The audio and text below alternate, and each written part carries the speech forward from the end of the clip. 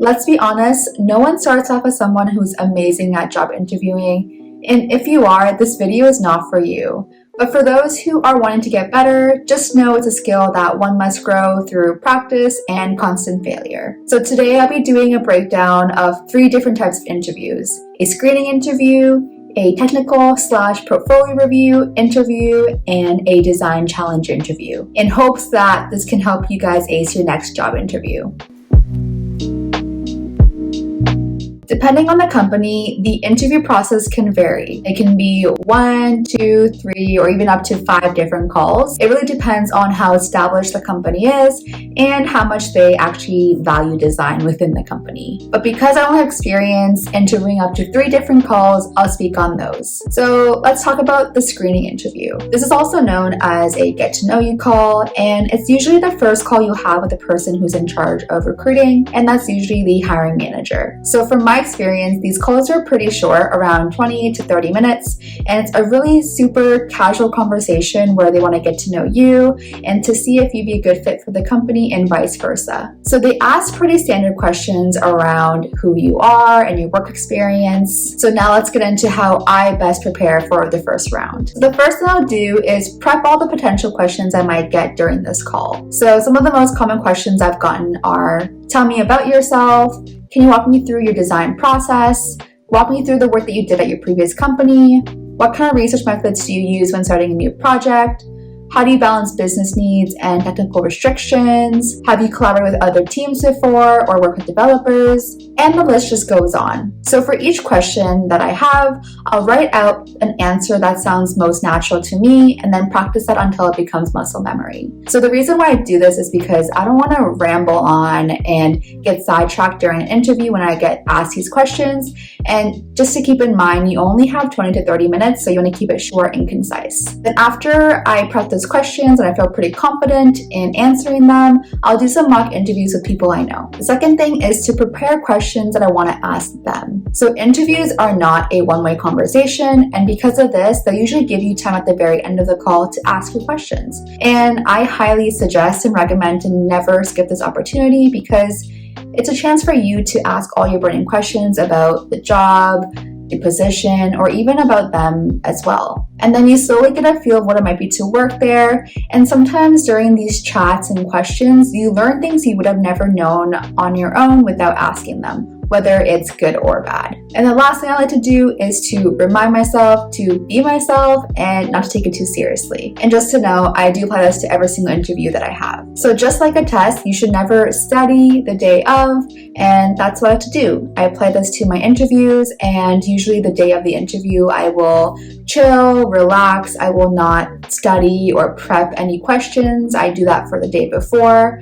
And that way I'm just not stressing out or overwhelmed right before the call. And then right before the call, I'll mentally tell myself to do the best that I can.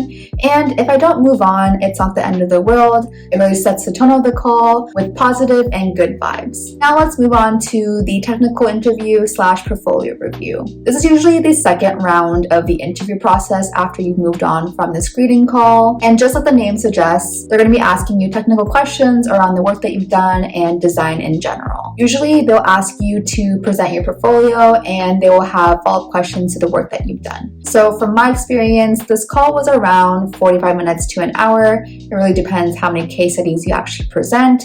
Usually it's 2, sometimes 3. Again, depends on the company. So the first thing I like to do is have all my case studies in a slide deck form, whether it's a PowerPoint or Figma. And I know most of our portfolios are shown on a website, but when it comes to an interview, I suggest presenting it in a slide deck form, because I know on our websites there's a lot of scrolling, animations, just a lot of interactions happening, and that can be kind of distracting when you are presenting your work. Whereas in a slide deck, you can control exactly what you want to show. So for myself, I usually prepare 3 case studies.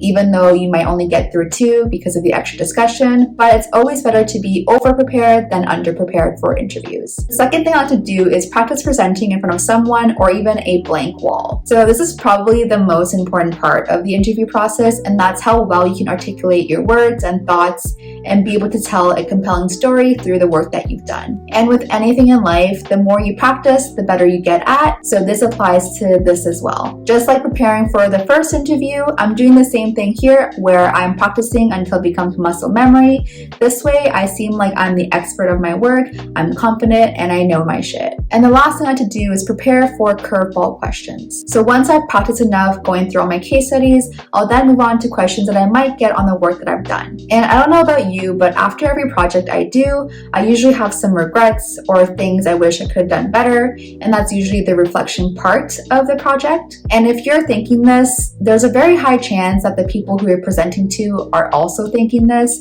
The only difference is that they'll bring those curiosities and ask you those questions for you to answer. So you need to be ready to answer them. So you're probably wondering, how do I prepare for questions that I don't know that I will get? That's a really good question. And basically what I like to do is put myself in someone else's shoes and start critiquing my own work. Obviously this is kind of hard, but just doing it to the best that you can, where you're not being biased, will help you guys find questions for yourself that might come up during an interview. Then what you'll do is practice answering those questions until it becomes muscle memory. Again, same thing as the last interview. Obviously, you can't prepare for every single question that you might get, but you're just doing the best that you can. In this stage as well, you can also prep technical questions you might get around just design in general and practice answering those as well. If you guys want a detailed walkthrough of a good portfolio review that I think is really well done, check out Femke's video on this. I'll link it in the description box down below. Last but not least is the design challenge interview. So after you move on from the second interview, they usually give you a design challenge, whether it's take home or whiteboarding challenge.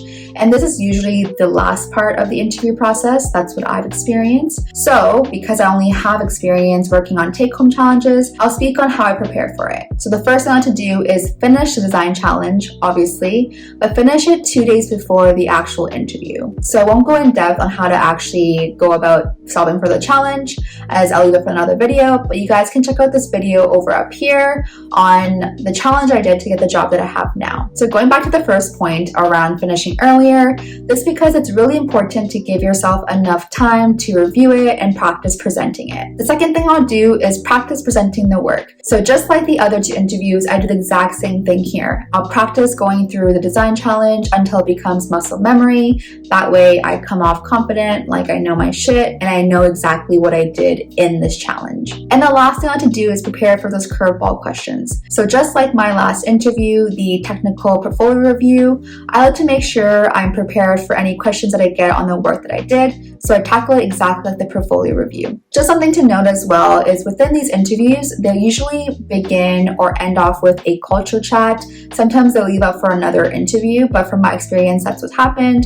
And because of that, I usually don't like to prepare for these, as it's more kind of on the spot, and I have to give my honest opinions whenever I get asked by a group of people on culture. So there you have it. That's how I prepare for these different interviews. But if there's one thing I want you guys to take away from this video, is that getting good at interviews takes a lot of practice. So don't beat yourself up if you don't do well on your first couple of tries, let alone your 20th try, because even for me now, I'm still not the best at it. So just keep in mind that it takes time to build these skills. But if you want to see the different design challenges I've done in interviews, you can check out these videos over here, and I'll see you guys in my next video.